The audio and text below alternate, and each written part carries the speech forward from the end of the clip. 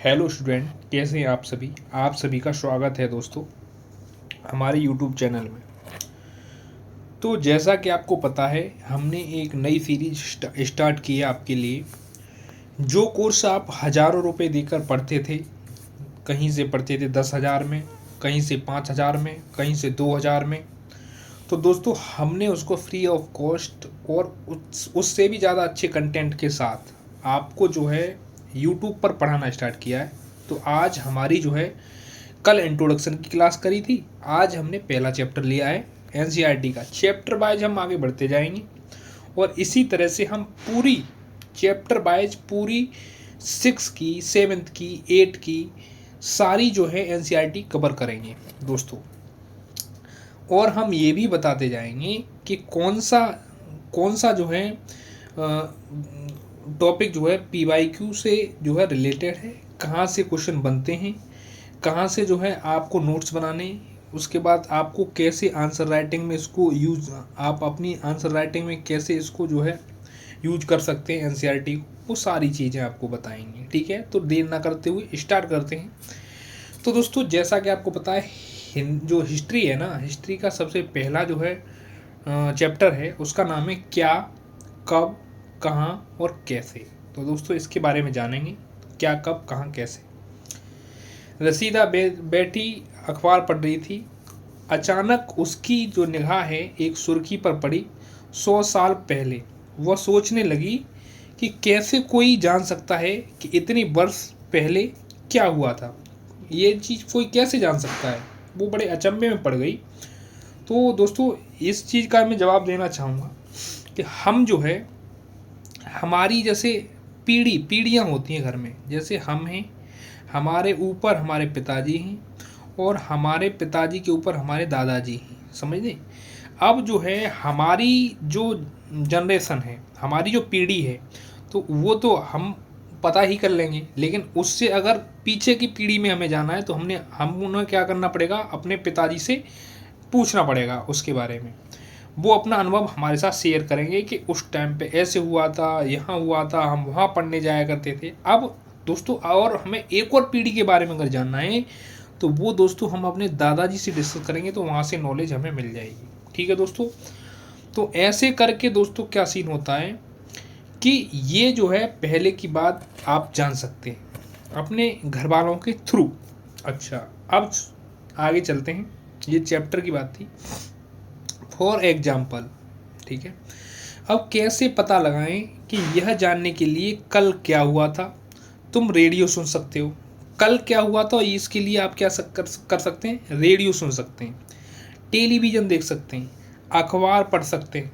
ठीक है, साथ ही यह जानने के लिए कि पिछले साल क्या हुआ था, तुम किसी ऐसे व्यक्ति से बात कर सकते हो जिससे उस बारे में थोड़ा सा ध्यान हो, स्मृति हो, जानकारी हो कि हाँ पिछले साल वहाँ पर ऐसा हुआ था। ठीक है, तो ये तो एक बात हो गई। लेकिन अतीत के बारे में, हमारा जो अतीत है, अतीत का मतलब होता है जो पिछला पिछला जो है, जो हिस्टोरिकल पीरियड है, हिस्टोरिकल पीरियड जो है उसके बारे में बात कर रहा। अतीत, अतीत माने गुजरा हुआ, जो गुजर गया और अभी नहीं गुजरा, हाल फिलहाल में नहीं गुजरा, 1-2 साल पहले नहीं गुजरा, बहुत पहले गुजर गया। ठीक है, इस तरीके से इसको अतीत बोला जा रहा है। तो अतीत के बारे में कुछ जाना जा सकता है, अतीत के बारे में कुछ जाना जा सकता है, जैसे लोग क्या खाते थे, क्या पहनते थे, किस तरह के घरों में रहते थे, और आखेटकों, शिकारियों, पशुपालकों, कृषकों, शासकों, व्यापारियों, पुरोहितों, शिल्पकारों, कलाकारों, संगीतकारों और वैज्ञानिकों के जीवन के बारे में जानकारियाँ हासिल जो है कर सकते हैं दोस्तों। यही नहीं, हम यह भी पता कर सकते हैं कि उस समय बच्चे कौन से खेल खेलते थे, कौन सी कहानियाँ सुना करते थे, कौन से नाटक देखा करते थे, कौन कौन से गीत गाते थे। ये सारी चीज़ें हम क्या है पता कर सकते हैं। आगे जानते हैं लोग कहाँ रहते थे। दोस्तों ये जो है नर्मदा नदी का इसमें पता लगाने के लिए बोला गया है, एक नीचे चार्ट दिया गया है, उसमें चलते हैं। पहले कई लाख वर्ष पहले की बात है। इस नदी के जो तट पर, इस नदी के तट पर रह रहे हैं, कौन रह रहे हैं, आगे बात करते हैं। अच्छा, यहाँ रहने वाले आरंभिक लोगों में से कुछ कुशल संग्राहक थे।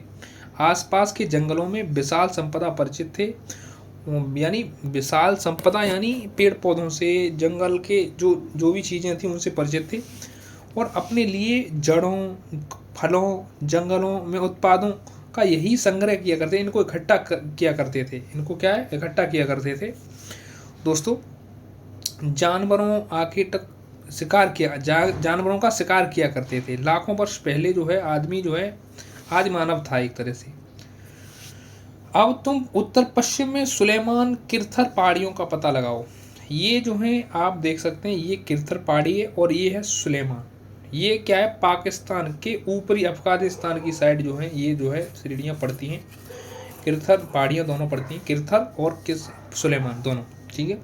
इसी क्षेत्र में कुछ ऐसे स्थान हैं जहाँ लगभग 8,000 वर्ष पूर्व स्त्री पुरुष गेहूं और जैसी भूसी, गेहूं और जौ, ये देखो ये इम्पोर्टेंट टॉपिक आ गया। ये जो है इन PYQ क्या है, इसको PYQ लिख लेना। जैसी उपजाना आरंभ किया। तो दोस्तों ये क्वेश्चन बना, भेड़ बकरी गाय पशुओं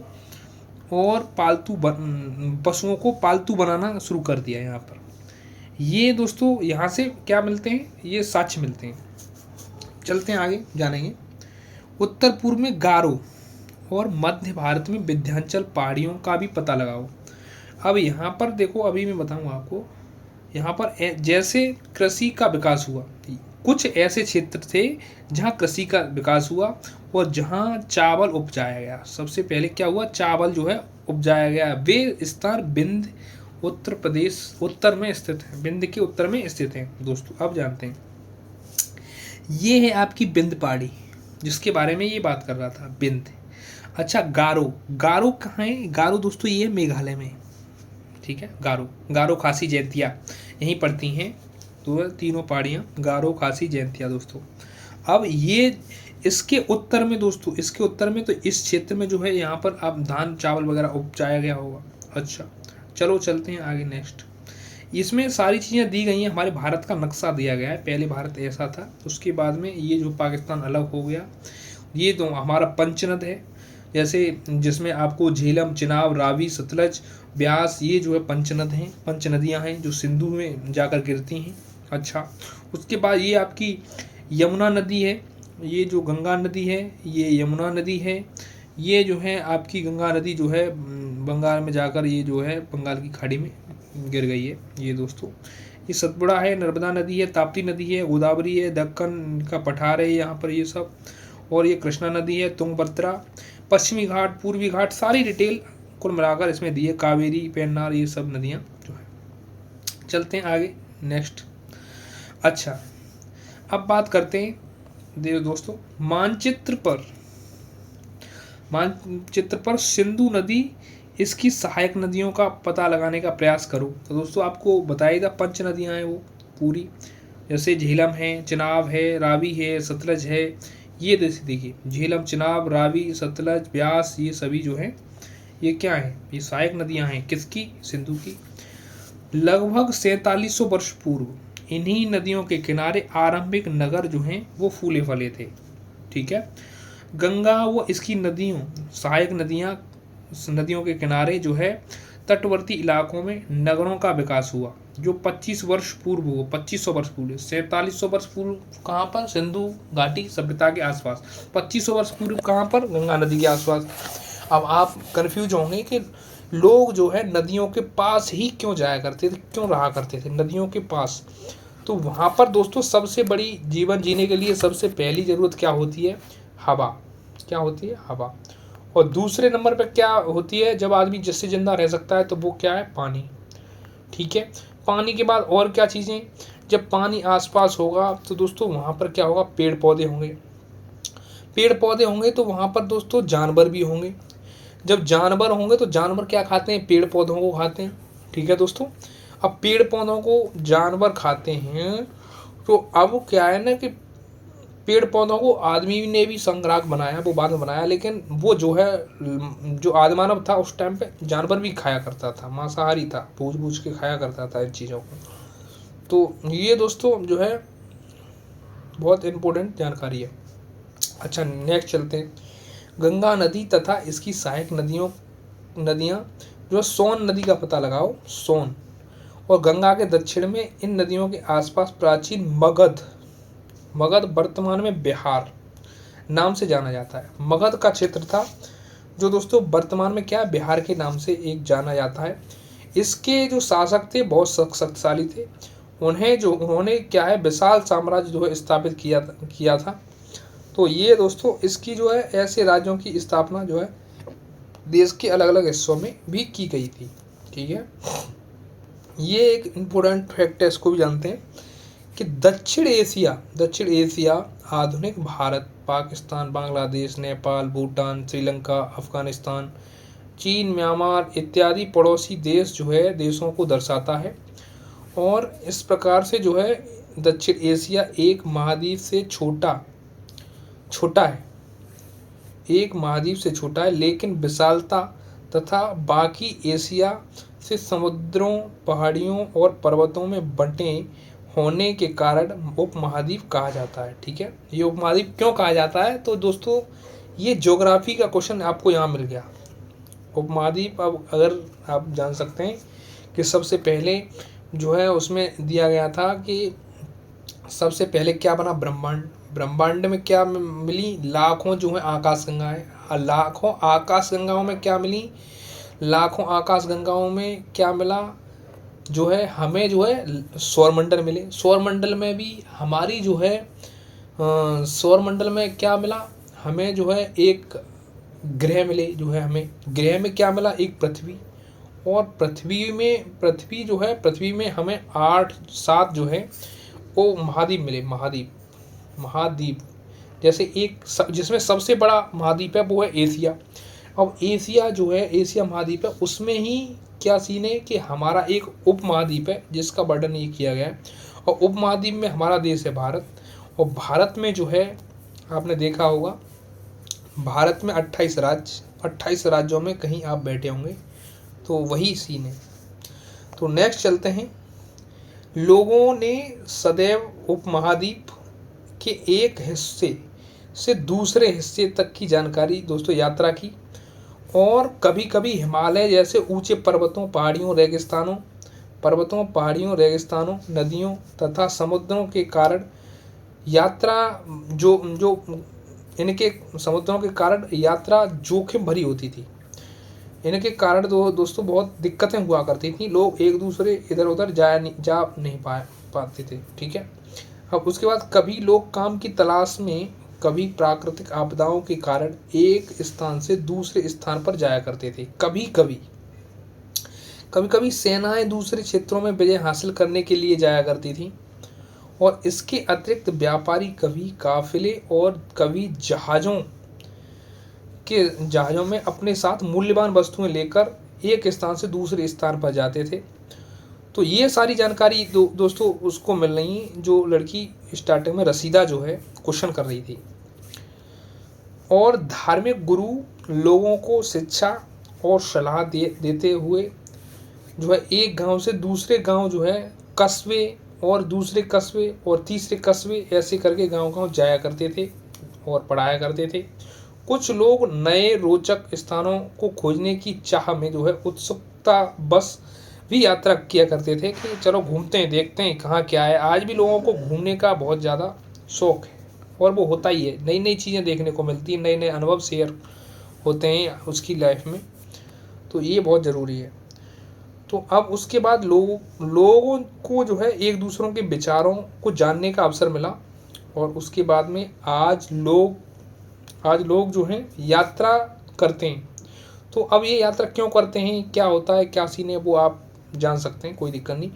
लेकिन उसके आगे अब बात करते हैं पहाड़ियाँ, पर्वत, समुद्र, उपमहाद्वीप जो है प्राकृतिक सीमा, इनका निर्माण जो है होता था। अब उसके बाद क्या सीन हुआ, लोगों ने इन सीमाओं को पार करना आसान तो नहीं था। अगर एक एक जो है महाद्वीप से दूसरे महाद्वीप को जाना है तो पानी बीच में जो है एक रोक बाधा प्रकट करता था। तो उसके रिगार्डिंग क्या सीन होता था कि आप जब भी एक देश से दूसरे देश, अगर आपका जो कंट्री है अगर उसकी सीमा अगर स्थल सीमा से जुड़ी हुई है तब तो आप जा सकते हैं, लेकिन अगर वो उसमें बीच में समुद्र है, नदी है, पहाड़ है, पर्वत है, तो उसमें जाने के लिए बहुत ज़्यादा अवरोध पैदा होता था। इस वजह से दोस्तों जिन्होंने ऐसा चाहा वे ऐसा कर सके।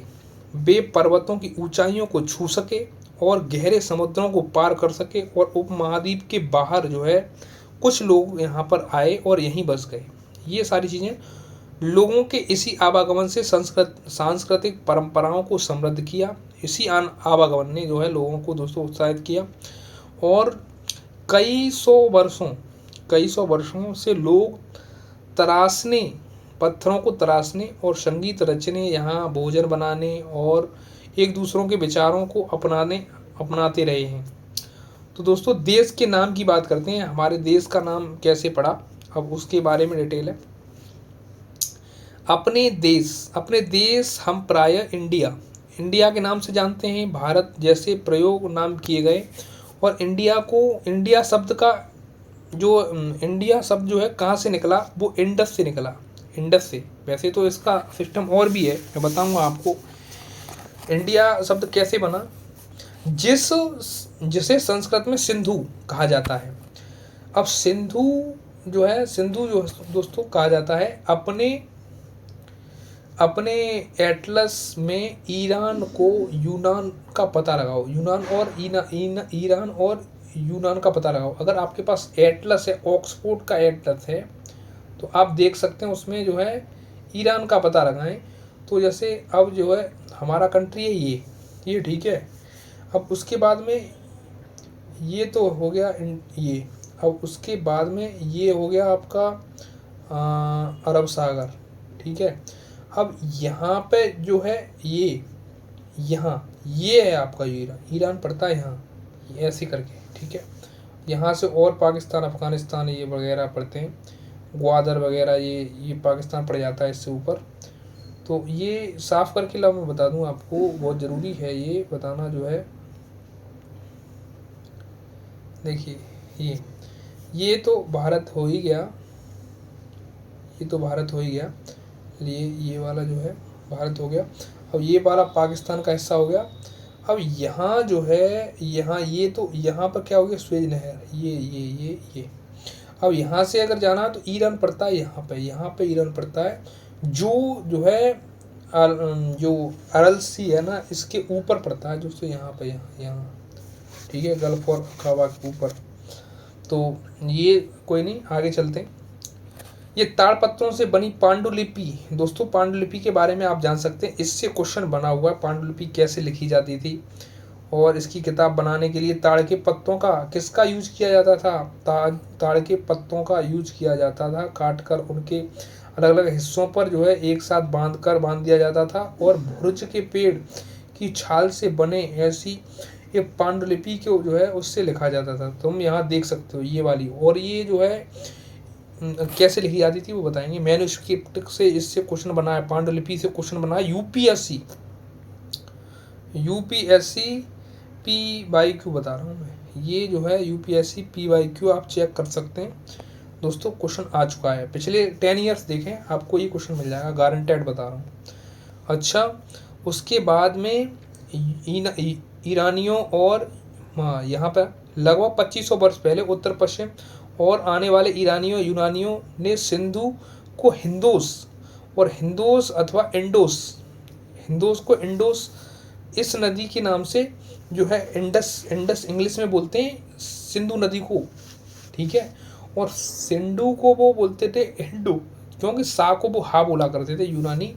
तो इस वजह से दोस्तों सा हा में बदला, तो सिंधु को हिंदू बोलने लगे। तो इसी वजह से हमारे देश का नाम हिंदुस्तान भी पड़ा है, और इंडिया इंडस नदी के नाम से इंडिया कहा जाता है इसको।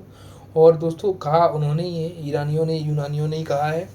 और उसके बाद भारत जो है दुष्यंत एक राजा थे हमारे, जो है हमारे भारत में एक राजा हुए दुष्यंत, जिनका जो है वर्णन जो है किस में किया गया, ऋग्वेद में किया गया है।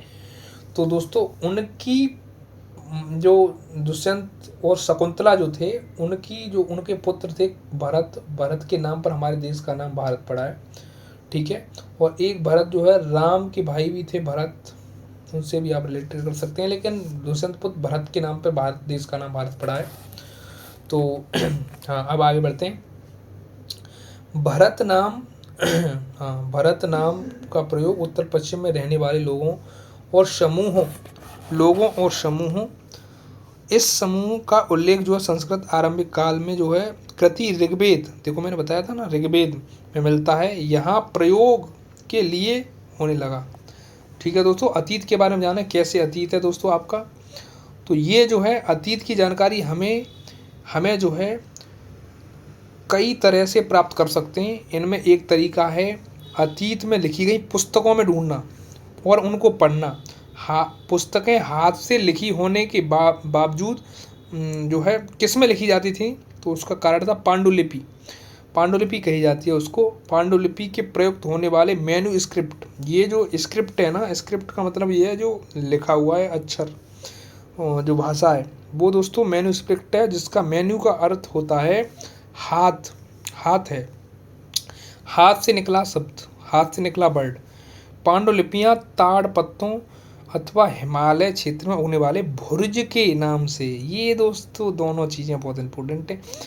तो दोस्तों नामक पेड़ की छाल से तैयार भोजपत्र, भोज का पत्र जो होता था उससे लिखी जाती थी, उस पर लिखी जाती थी भोजपत्र पर, ठीक है।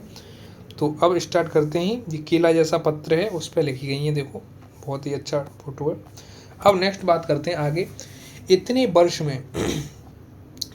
वर्ष में पांडुलिपियों को कीड़ों ने खा लिया तथा नष्ट कर दी गई, और फिर भी ऐसी कई पांडुलिपियाँ जो हैं आज भी उपलब्ध हैं।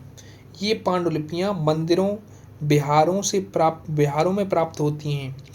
इन पुस्तकों धार्मिक मान्यताओं, व्यवहारों, राजाओं के जीवन, औषधियों, विज्ञान और आदि प्रकार की चर्चा मिलती है इनमें।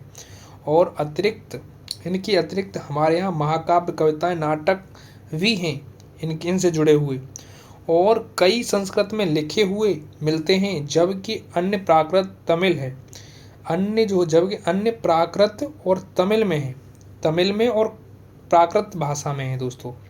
और आपको एक और चीज़ जानकर खुशी होगी कि हाल ही में हमारी जो है शास्त्रीय भाषाओं में, शास्त्रीय जो भाषाएं हैं उसमें 4 भाषाएं जोड़ी गई हैं, जिसमें एक प्राकृत भी है, एक तमिल भी है, ठीक है, एक तेलुगु भी है दोस्तों। ऐसे करके अब कितनी भाषाएं हो चुकी हैं, 6 पहले थी, अब जो है 7 तो 3 11-12 भाषाएं हो गई हैं। आप चेक कर सकते हैं, करंट अफेयर का क्वेश्चन है, आने वाला है एग्जाम में, आने वाला क्वेश्चन है, इम्पोर्टेंट है। तो प्राकृत भाषा का प्रयोग जो है आम लोग किया करते थे, और उसके बाद हम अभिलेखों का अध्ययन कर सकते हैं, और जो है ऐसे लेख जो है पत्थर अथवा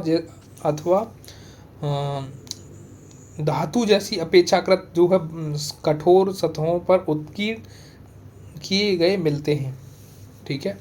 और कभी शासक अथवा अन्य लोग आदेशों को इस तरह उत्कीर्ण करवाते थे ताकि उन्हें देख सकें, पढ़ सकें, क्या करें, उन्हें पढ़ सकें और उनका पालन कर सकें।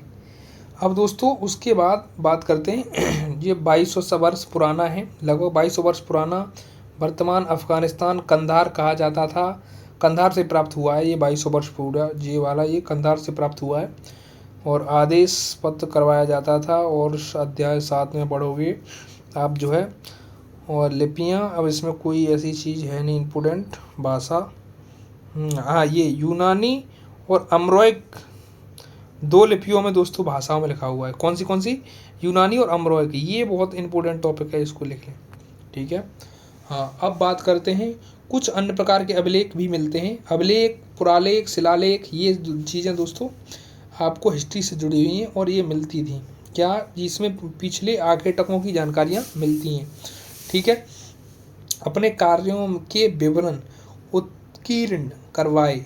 और दोस्तों क्या हुआ, उदाहरण के लिए शासक लड़ाइयों में अर्जित विजयों को लेखा जोखा रखा करते थे, विजयों का लेखा जोखा रखा करते थे। इनमें दोस्तों जो युद्ध जीत जाते थे उनमें जो है उनको लिखा जाता था बाकायदा, जैसे दास राज्य का वो युद्ध हुआ दोस्तों, ऐसे युद्ध। तो दोस्तों तुम बता सकती हो कि कठोर सतह लेख लिखवाने के क्या लाभ थे, और ऐसा करवाने के लिए क्या क्या कठिनाई आती थी। दोस्तों ये सारी चीज़ें आपको, आप बहुत सारे कारण इसके बता सकते हैं कि दोस्तों ये बहुत लॉन्ग टाइम तक ये जो है चीज़ें रह सकती थी। ये जो दोस्तों और भी बहुत सारे जो है बता सकते हैं। तो इसी वस्तुओं, इनके अतिरिक्त कई वस्तुएं अतीत में बनी और प्रयोग में लाई जाती थीं, और ऐसी जो वस्तुओं का जो अध्ययन करने वाला जो व्यक्ति है उसे क्या कहते हैं, उसे पुरातत्वविद भी कहा जाता है। पुरातत्वविद जो है पत्थर, ईंट, इमारती अवशेषों, चित्रों और मूर्तियों के जो है इनको जो है इनकी जानकारी जो है रखा करते हैं। ठीक है। अब एक और चीज़, बाएं से बाएं एक प्राचीन नगर से प्राप्त, ये जो दोस्तों प्राचीन नगर से एक से प्राप्त हुई ये चीज़ें देखिए, इस तरह से पात्रों को प्रयोग में लिया जाता था। ये 4700 वर्ष पूरा चांदी के जो हैं ये चांदी के सिक्के हैं, ऐसे सिक्के चला करते थे तब, आज से 5000 वर्ष पहले। ठीक है। हाँ 5 क्यों, आज से 6-7 हज़ार वर्ष पहले। ठीक है। ये वर्ष ईसा पूर्व की बात हो रही है। ईडी कॉमन एरा, और उसके बारे में भी बताऊंगा मैं जो है, देखो बिफोर और एरा क्या है, कि कॉमन एरा क्या है, वो सारी चीज़ें मिलेंगी आपको वर्ष पूर्व। अब सिक्कों का जो है प्रयोग 2500 वर्ष पूर्व होता था। हमारे द्वारा आज प्रयोग में आने वाले सिक्कों से यह सिक्का कैसे भिन्न है वो चीज़ बताएंगे। ठीक है दोस्तों, इनको तो गोदा जाता था। आज की डेट में टकसाल बनी हुई है सिक्कों की, टकसाल में सिक्के बनाए जाते हैं। और कहाँ कहाँ टकसाल हैं, जैसे नोएडा है, देवास है, ऐसी जगह जो है टकसाल बनी हुई हैं कई। तो देवास में दोस्तों नोट बनाने के कागज़ छपते हैं, याद रखें। अच्छा दोस्तों आगे जो है औजारों, हथियारों और बर्तनों, आभूषणों का जो है छानबीन खुदाई भी करते रहें, और उसके बाद में वहाँ से बहुत सारी चीज़ें धातुएं मिलती हैं आपको। जल्दी ऐसी चीज़ें कठोर तत्व से इसलिए बनाई जाती जो जल्दी नष्ट नहीं होती थी। ठीक है। पुरातत्व में तो जानवरों, चिड़ियों, मछलियों की हड्डियाँ ढूंढते हैं। इससे उन्हें यह जानने में भी मदद मिलती है कि अतीत में लोग क्या खाते थे। ठीक है दोस्तों, जैसे मछली की हड्डियाँ मिली तो उससे पता चल जाता था। ठीक है। अब उसके बाद में वनस्पति अवशेष मुश्किल से बच पाते हैं। अन्न के दाने, लकड़ी टुकड़े जल जाते हैं और जले हुए रूप में बचे रहते हैं। और क्या पुरातत्वविदों को बहुधा कपड़ों के अवशेष भी मिलते होंगे, देखते हैं, जानते हैं। पांडुलिपियों, अभिलेखों, पुरातत्व ज्ञान की जानकारियों के लिए इतिहासकार स्रोत शब्द का इस्तेमाल करते हैं। किसका? स्रोत शब्द का। और इतिहासकार उन्हें कहते हैं कि स्रोत प्राप्त जो है अतीत के बारे में पढ़ना बहुत रोचक हो जाता है, क्योंकि स्रोतों की जानकारी सहायता से हम धीरे धीरे अतीत का पुनर्निर्माण करते जाते हैं। और इतिहासकार यह पुरातत्व जासूसी करते हैं, जासूसों की तरह कार्य करते हैं, और जो है इसमें सुराग लगाते हैं और उसको गहन अध्ययन करने का प्रयास करते हैं, जानने की चेष्टा करते हैं। तो दोस्तों उसके बाद हमें ऐसी जानकारियाँ जो है प्रोवाइड होती हैं। अब बात करते हैं अतीत एक या अनेक।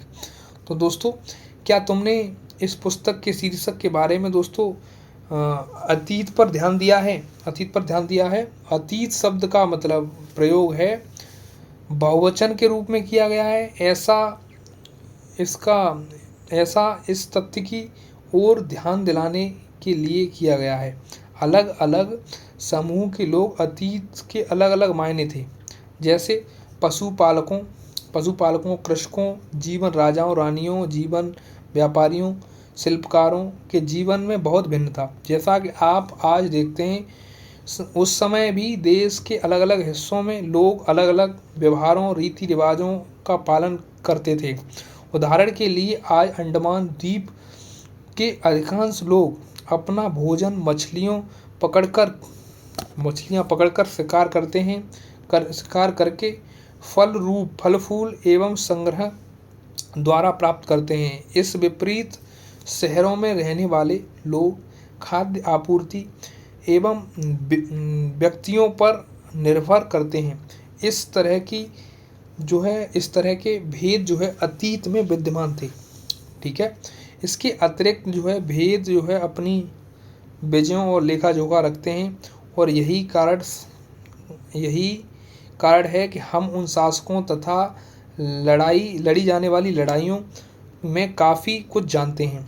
जब कि शिकारी, मछुआरे, संग्राहक, कृषक, पशुपालक जैसे आम आदमी प्रायः अपने कार्यों का लेखा जोखा नहीं रखते थे, और ये जो है पुरातत्व की सहायता से हमें उनके जीवन को जानने में मदद मिलती है।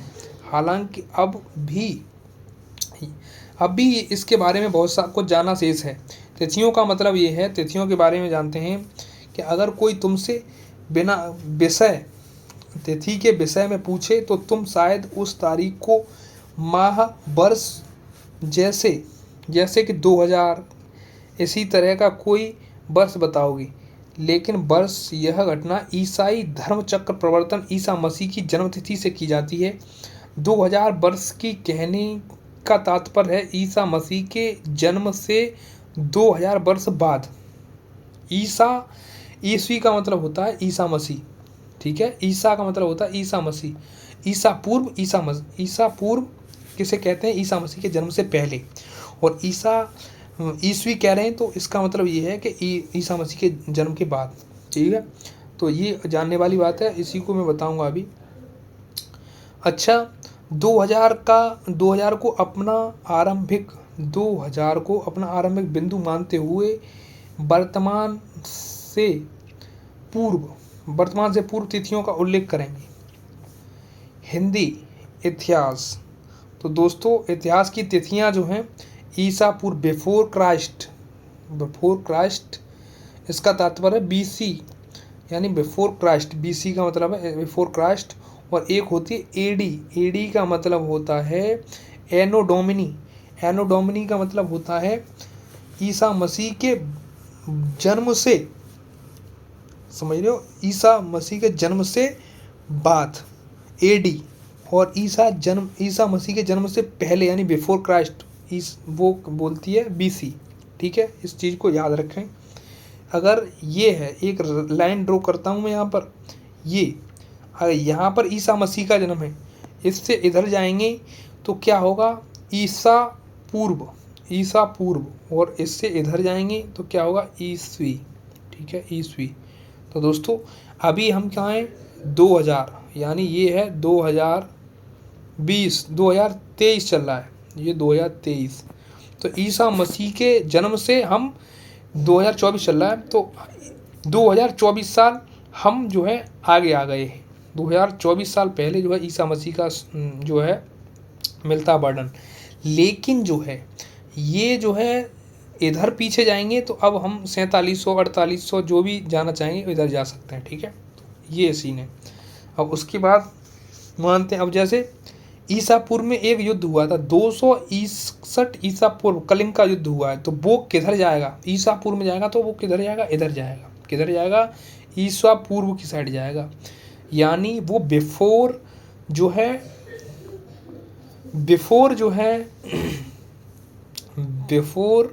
क्राइस्ट। ठीक है, हाँ, ईसा पूर्व। तो ये है सीन। तो अब आगे ये आपको पता ही चल गया कि कॉमन एरा बिफोर बीसीई और एसीई भी बोलते हैं इसको।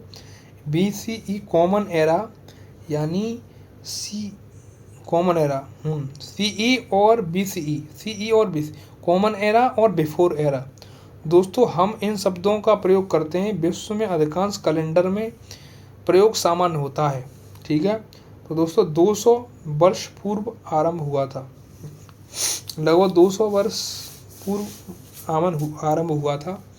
तो दोस्तों कोई नहीं, डोंट वरी, अब हम जो है इसको पूरा हमने कर लिया है, और यहाँ से आप इनसे रिलेटेड जो उपयोगी शब्द हैं इनको यूज कर सकते हैं।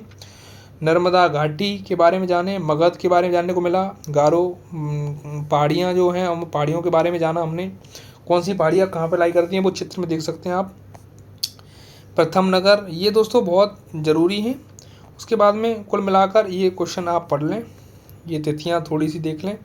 पहले टॉपिक में वही है, पांडुलिपि वगैरह मैन्यूस्क्रिप्ट वगैरह बहुत ज़्यादा इम्पोर्टेंट है, वो चीज़ें आप देखें, और कहाँ से संग्रह इकट्ठे करते थे, अब वो सारी चीज़ें हम कल जानेंगे अगले चैप्टर में। और ये चीज़ जो ये वाला चैप्टर है इसको देखते रहें, ये बहुत इम्पोर्टेंट है। तो इस वीडियो को यहीं तक रखते हैं, फिर मिलते हैं नेक्स्ट वीडियो में। तब तक के लिए दोस्तों जो है हमारे चैनल को लाइक शेयर सब्सक्राइब करें दोस्तों। और मैंने PYQ बताया, UPSC का PYQ यहाँ से आया हुआ है, तो आप हल्के में ना लें, चैप्टर बहुत मस्त चैप्टर है, अच्छा चैप्टर है, ठीक है। हाँ तो दोस्तों मिलते हैं नेक्स्ट क्लास में, तब तक के लिए बाय बाय, टेक केयर, जय हिंद जय भारत।